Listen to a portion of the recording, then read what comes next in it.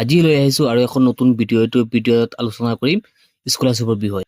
এই স্কলাৰশ্বিপটোৰ নাম হৈছে Tata Capital park scholarship programme 2024-25। গতিকে যিসকলে এতিয়ালৈকে আমাৰ চেনেলটো ছাবস্ক্ৰাইব কৰা নাই, নিশ্চয় ছাবস্ক্ৰাইব কৰি ৰাখিব আৰু বেছি শ্বেয়াৰ। যিসকলে এই স্কলাৰশ্বিপটোত এপ্লাই কৰিব সেইসকলে 80% ডিছকাউণ্ট পাব, অৰ্থাৎ 10,000 টকা বা আৰু 12,000 টকা লাভ কৰিব পাৰে। এই স্কলাৰশ্বিপটো হৈছে ক্লাছ 11 আৰু 12ৰ ষ্টুডেণ্ট সকলৰ বাবে। বহুতো ছাত্ৰ ছাত্ৰীসকলে ইয়াৰ এপ্লাই কৰি পেলালে, কিন্তু বহুত ছাত্ৰ ছাত্ৰী এতিয়াও আছে এইটো এপ্লাই কৰা নাই। ইয়াৰ বাবে ডেট শেষ হৈ গ'ল, কিন্তু এতিয়া আকৌ ডেটটো বঢ়াই দিলে।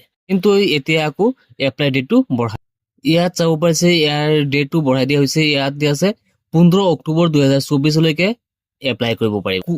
ইয়াৰ বাবে যোগ্যতা কি লাগিব? এই ছাত্ৰজন ভাৰতৰ কোনো স্বীকৃতিপ্ৰাপ্ত শিক্ষানুষ্ঠানত একাদশ আৰু দ্বাদশ শ্ৰেণীত অধ্যয়ন কৰা ছাত্ৰীয়ে আবেদন কৰিব পাৰে। আবেদনকাৰীয়ে পূৰ্বৰ শ্ৰেণীত কমেও 60% নম্বৰ লাভ কৰিব লাগিব।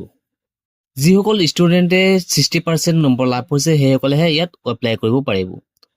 সকলো উৎসৱৰ পৰা আবেদনকাৰীৰ বাৰ্ষিক পৰিয়ালৰ আয় 2.5 লাখ টকাৰ কম বা সমান হ'ব লাগিব।